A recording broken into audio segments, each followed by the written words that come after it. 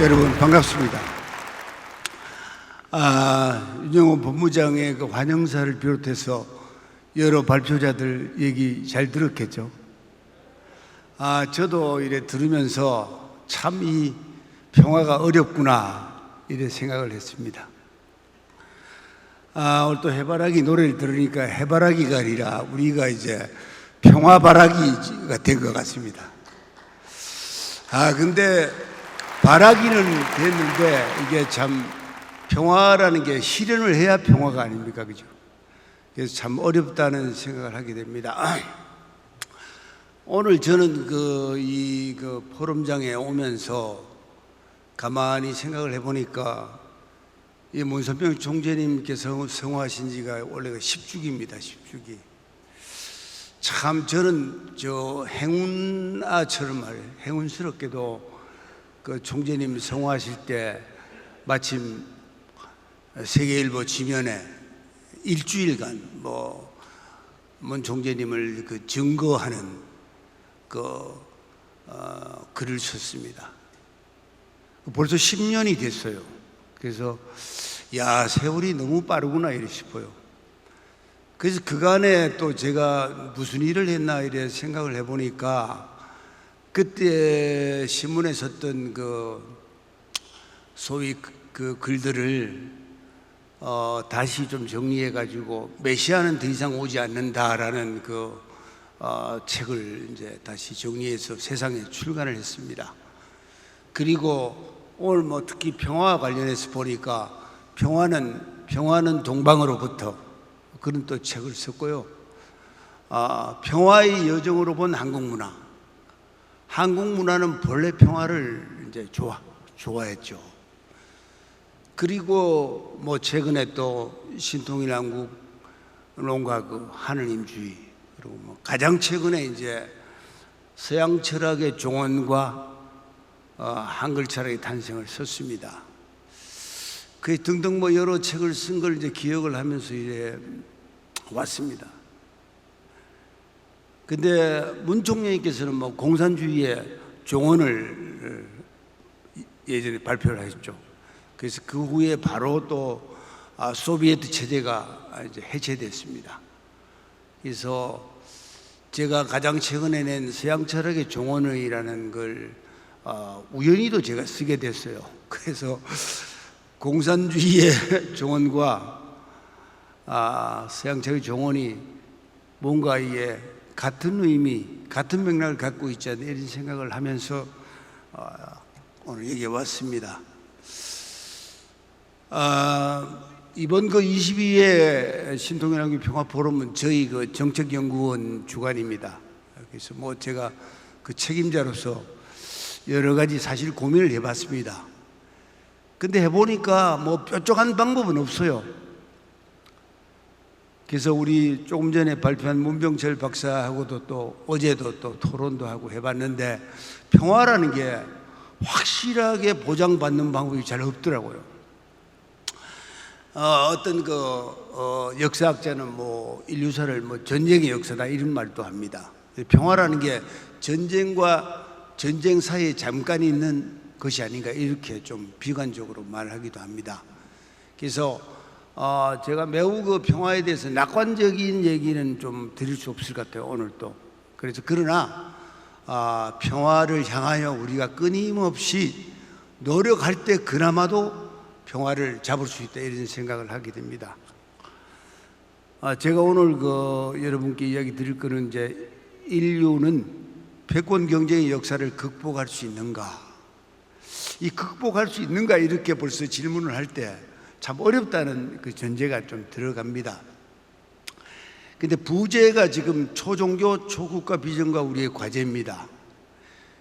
참 이게 중요합니다. 우리가 아무리 평화라는 걸 손에 잡고 싶어도 초종교, 종교 간의 벽을 넘지 않은 평화는 잡을 수 없어요. 마찬가지로 초국가, 국가이익, 지금 국가이익 시대 아닙니까? 그죠? 초국가를 하지 않으면 잡을 수 없어요, 사실은. 우리가 말은 초종교, 초국가 어떤 면에서 쉽게 이야기하는데 이게 참 어렵다는 생각을 하게 됩니다. 종교 가는 게 이제 종교 간의 벽도 있고, 지금 뭐 그동안 한 10년, 20년간 뭐 글로벌 시대, 세계화 시대라고 뭐 얘기를 많이 했습니다만은 바로 오늘날은 국가이익 시대로 돌아갔죠. 이게 어렵다는 이제 그 역사적 이제 반증이 되는 겁니다.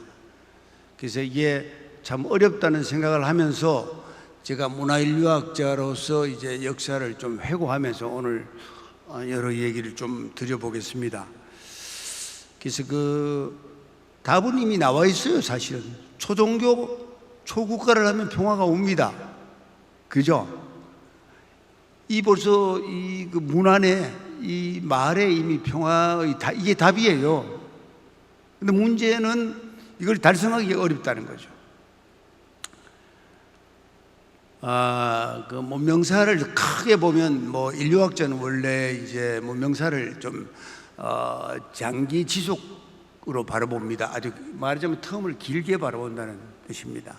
보면 지금 우리가 살고 있는 사회가 이제 가부장 국가 사회입니다. 크게 보면 그 이전에 대개 이제 모계 사회가 있었다고 이래 봅니다. 근데 그 가부장 국가 사회라는 것은 이제 권력 경쟁의 산물입니다. 국가라는 자체가 사실은 전쟁의 산물이죠.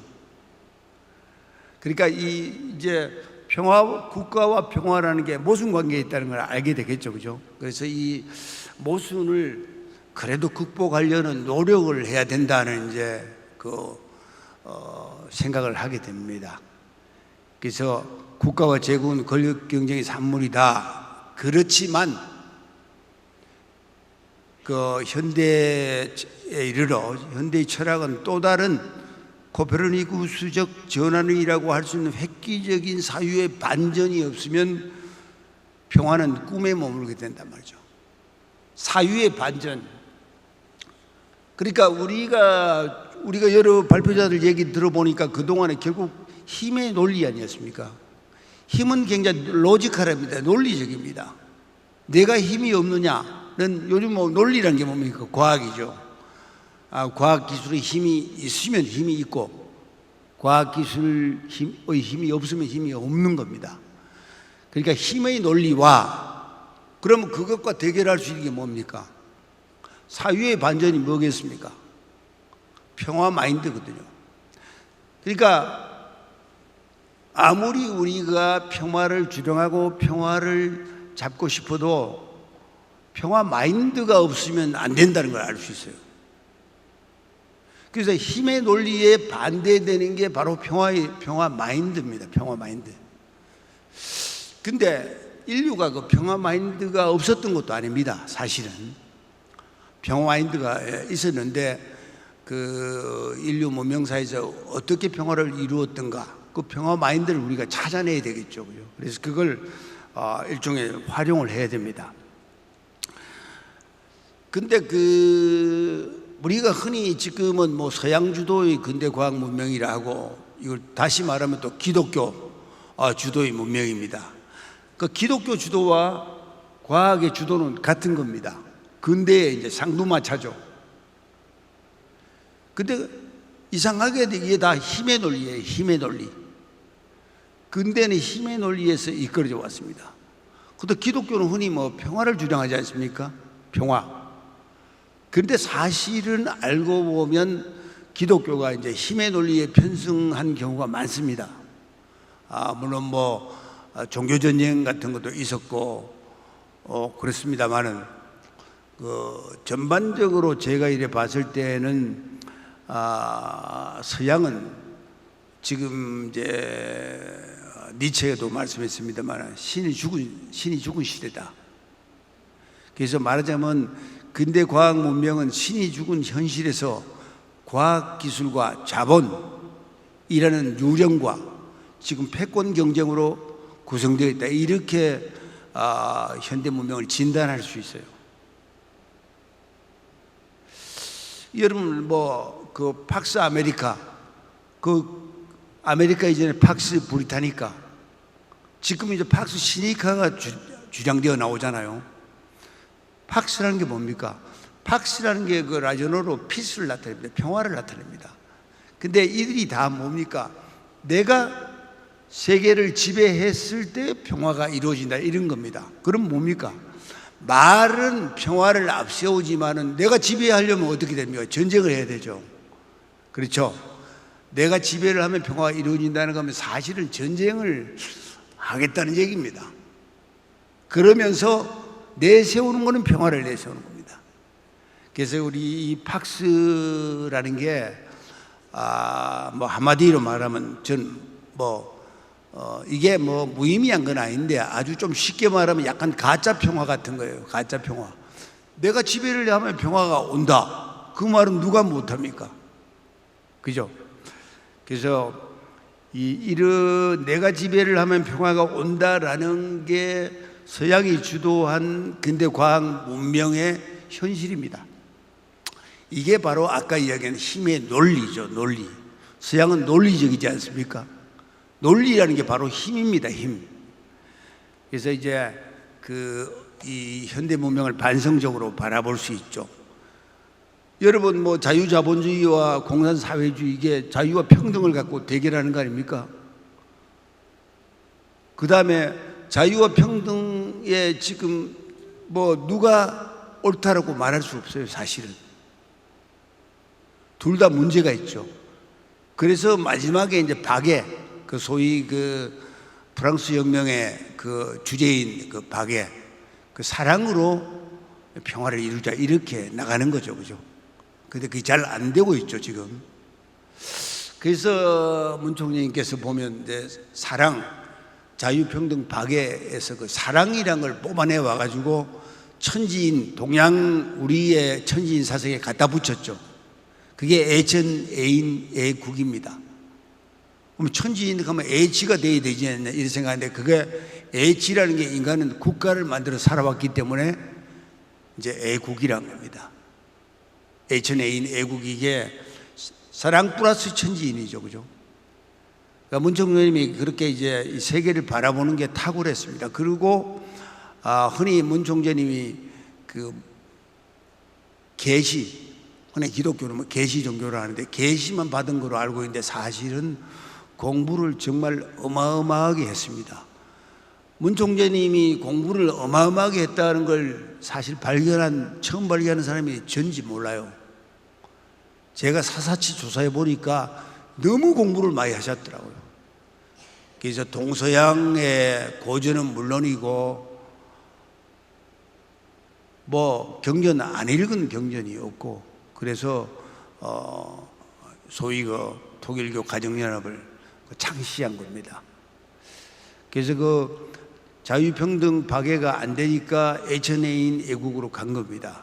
근데 그러나 현재 그 서양이 주도하는 문명은 유물론과 과학기술 만능주의와 물신숭배에 빠져 있습니다.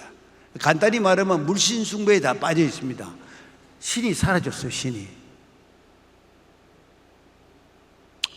그래서 그 신이 사라진 시대에 어떻게 해야 되겠습니까? 평화 마인드라는 게 뭡니까? 신을 회복해야 됩니다. 신을 불러와야 돼요. 그래서 한 총리님께서 신통일한국, 신통일세계 신자를 앞에 붙이지 않습니까? 그 왜 붙입니까? 서양이 주도하는 현대 문명이 신을 잊어버렸다는 거죠. 니체는 신은 죽었다 했는데 신이 죽었다라는 건 뭡니까? 신이 살아있어야 죽잖아요. 그러니까 신은 죽었다라는 것은 신이 없다는 것과는 다릅니다. 죽었는데 어떡합니까? 바로 서양은 신이 죽었다 했지만은 우리는 어떻게 합니까? 신을 살려내야 된다는 거죠. 바로 우리가 신통일한국, 신통일세계의 신자를 붙이는 그 자체가 니체를 넘어가는 겁니다. 우리 그 한국이, 대한민국이 문 총재님을 통해서 이러한 위대한 미래 철학을 갖고 있는 겁니다. 미래의 철학입니다. 철학. 단순히 그 통일교 가정연합이 종교만이 아닙니다. 안에 철학을 갖고 있어요. 그래서 우리가 신을 살리지 않으면 결코 평화를 달성할 수 없다라는 걸 이제 드릴 수 있겠습니다. 그래서 지금 물신 숭배는 뭐 그렇습니다. 우리가 과학기술 문명을 배제할 수는 없습니다. 과학기술 문명을 도입하고 우리도 따라가야지 또 뭐 세계와 경쟁하는 거 아닙니까? 여러분, 우리가 다행스럽게도 지금 거의 선진국 뭐 직전에 있습니다. 어떤 분야는 세계적으로 가장 앞서가는 분야도 있고, 막 크게 보면 지금 제가 이래 볼 때 세계적으로 5위에서 10위 사이, 각 분야마다 조금 다르겠지만 그 정도로 우리 과학기술 문명은 따라가고 있어요. 근데 그 외에도 우리가 이러한 소위 H&A인 애국, 그걸 좀 더 번안을 하면 공영 공의잖아요. 그런 철학을 또 갖고 있어요. 그러니까 우리가 미래의 세계를 선도할 수 있는 철학을 갖고 있는 셈입니다.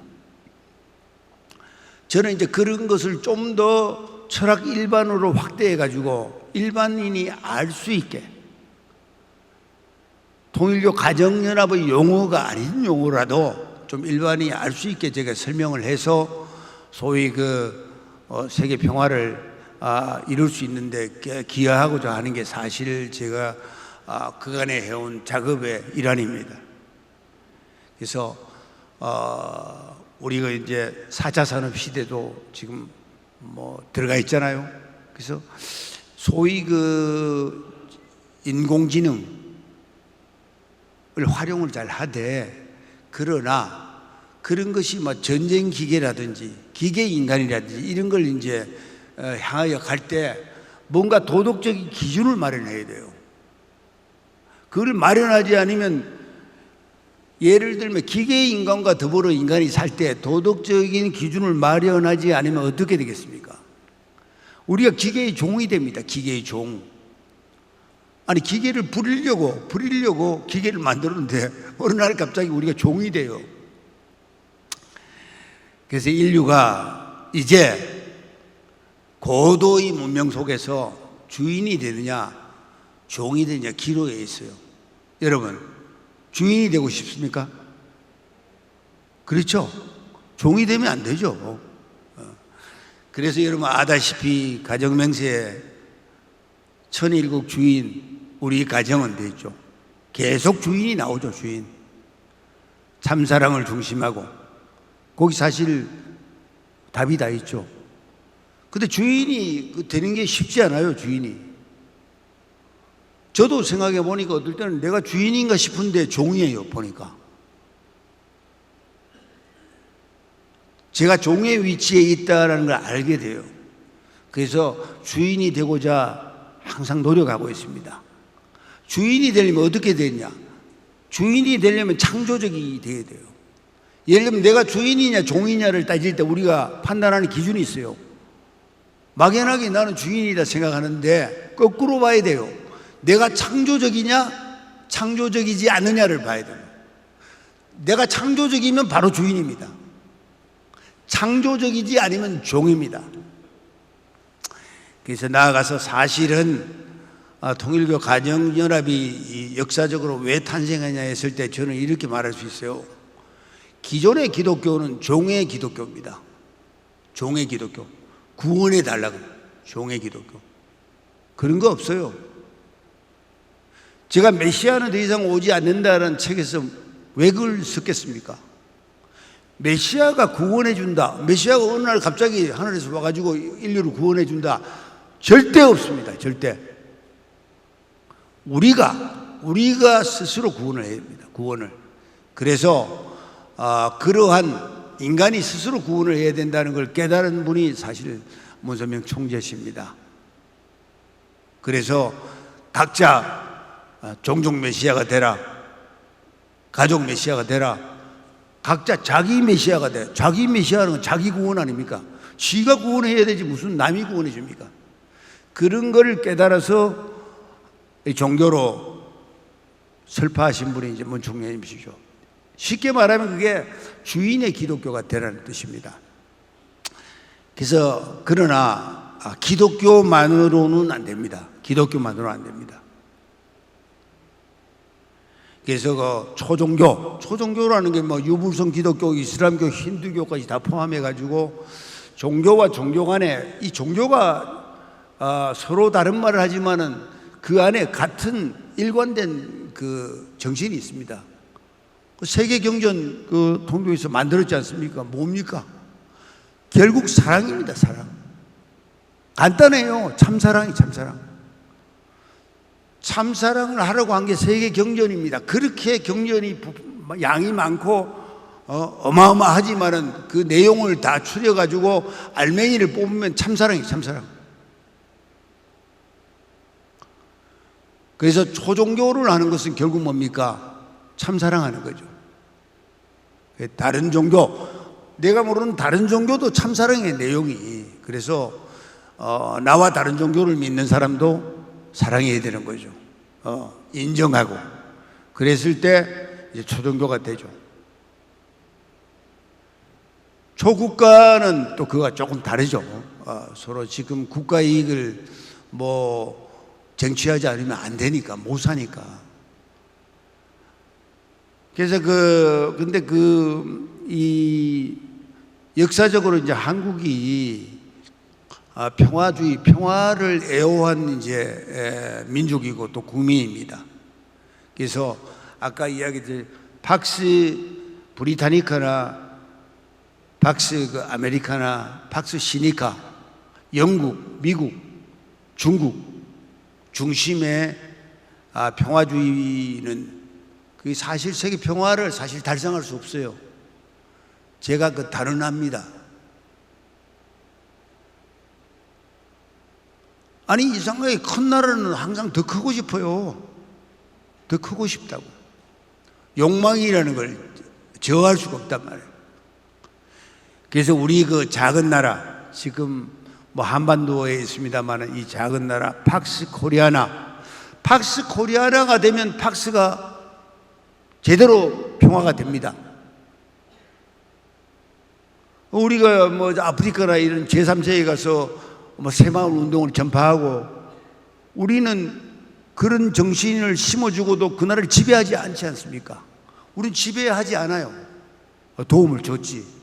그래서 대한민국이 팍스 코리아를 만들었을 때는 지배당할 염려가 없는 평화란 말이에요.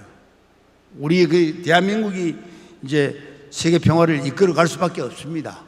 그래서 팍스 코리아나만이 이제 세계 평화를 이룰 수 있다라고 이제 제가 말씀드릴 수 있고, 그것이 통일교 가정연합의 사상에 그냥 다 배어 있다, 이런 말씀을 드릴 수 있습니다.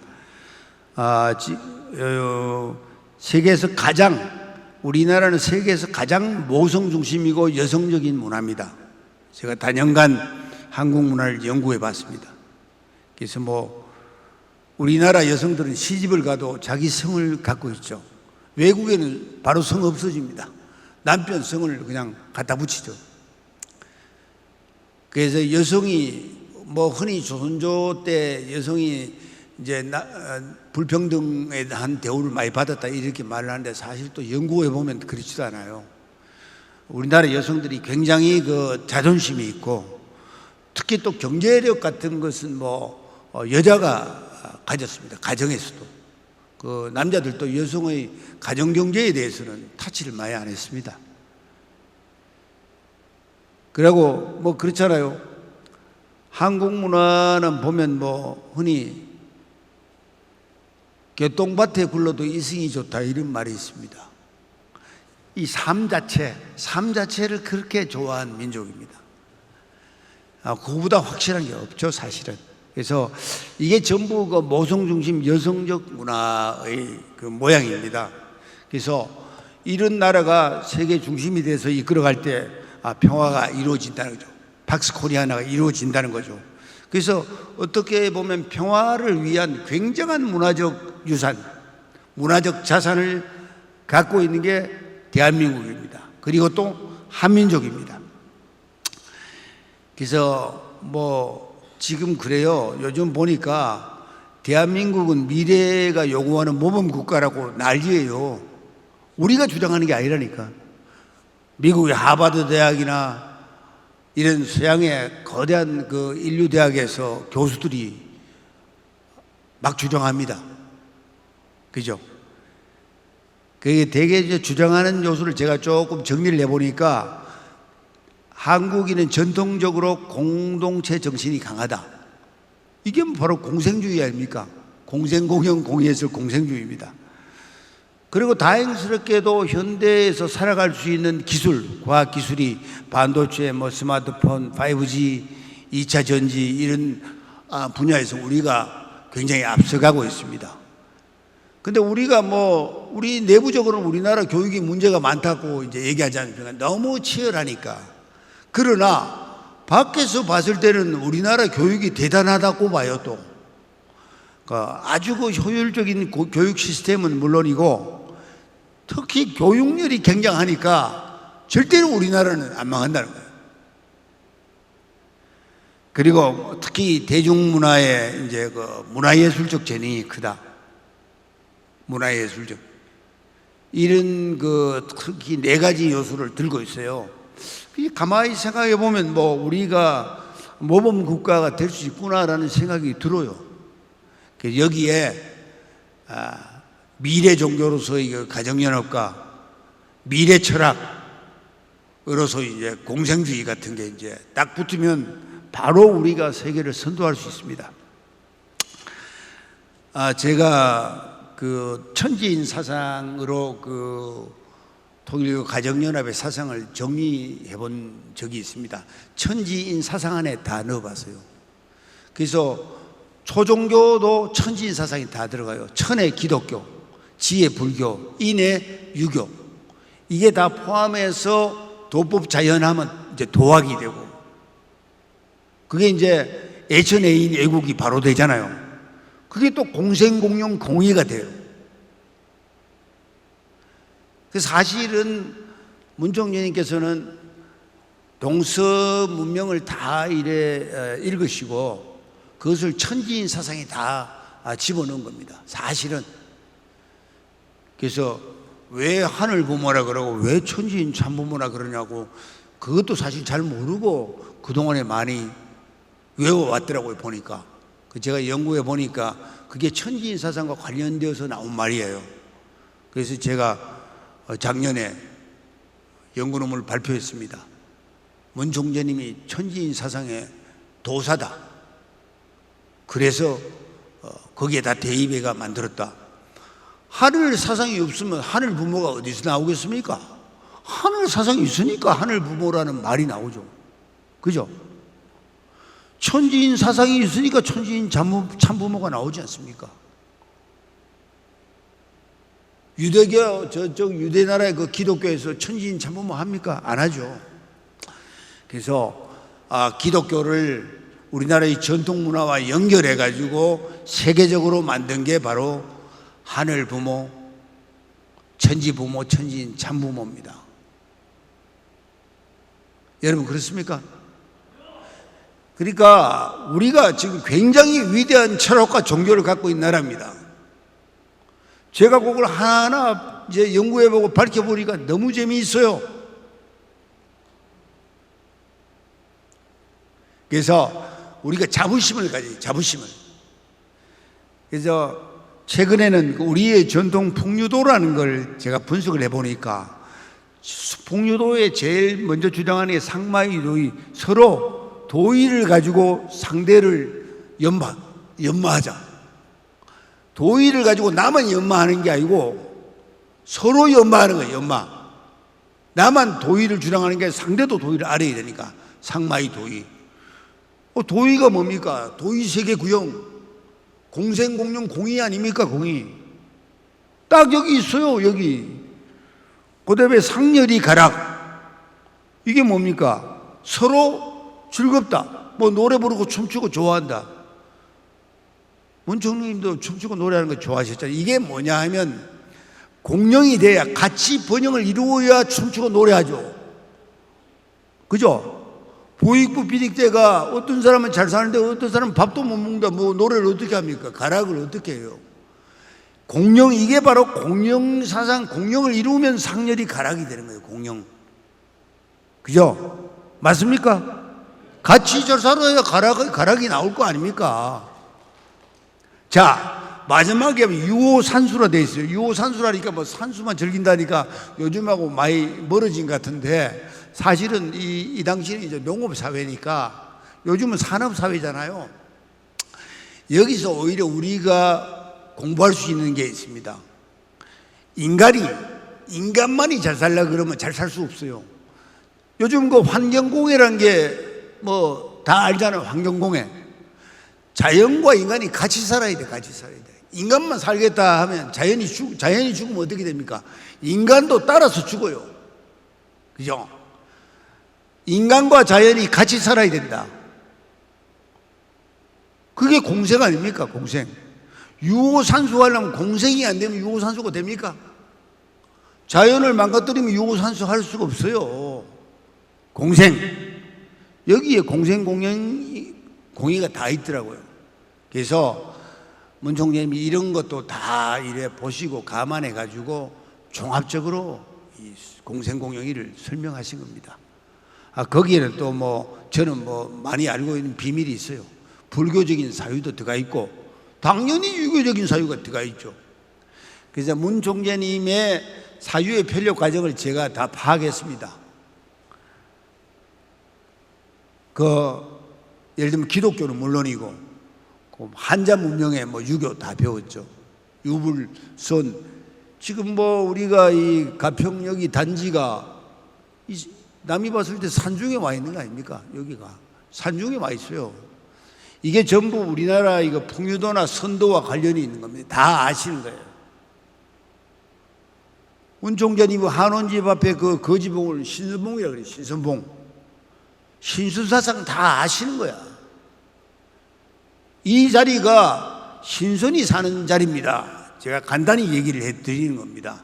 기독교로부터 출발해가 유교, 불교를 다 거쳐가지고 우리나라 전통적인 풍유도까지 거쳐가지고 공생공영 공의할 수 있는 이 자리가 바로 이 신선의 나라입니다. 신선의 나라.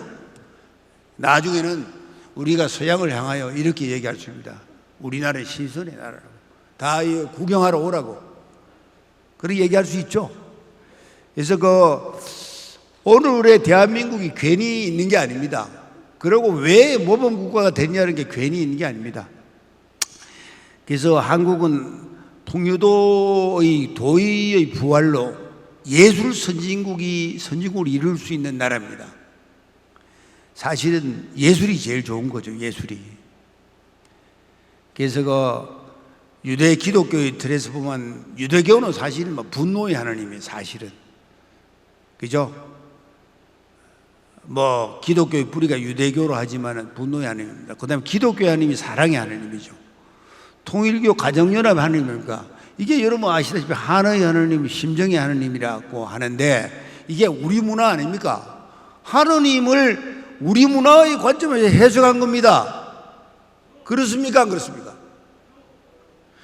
그러니까 우리가 기독교를 알기 위해서 꼭 뭐 이스라엘을 가야 아는 게 아닙니다. 기독교 사상을 우리 땅에 가져와서 여기에 있게 한 겁니다. 지금 기독교가 어디 있습니까? 대한민국에 있습니다. 특히 주인 기독교, 통일교는 주인 기독교가 돼야 됩니다. 종의 기독교가 되면 안 됩니다. 뭐 그러한 아주 미래의 중심국가가 될 여러 가지 요소를 우리가 다 갖고 있어요. 그래서 뭐 앞서도 얘기했지만 서양 문명에 대한 이제 반성은 뭐 앞에서도 얘기를 했습니다.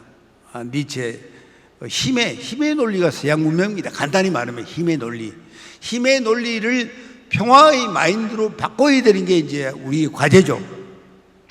그래서 힘의 논리로 따지면 3차 대전, 3차 세계대전, 핵전쟁도 일어날 수 있습니다.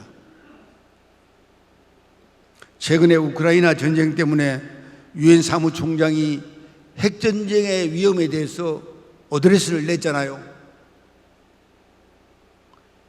핵전쟁의 말이 자꾸 나오잖아요. 말이 씨가 된다고. 핵전쟁 할 수도 있다고 봅니다. 그러나 뭐 쉽지는 않겠죠. 그만큼 이제 우리가 그 제어를 하고 자제를 하고 해야 이제 평화를 유지할 수 있는 겁니다.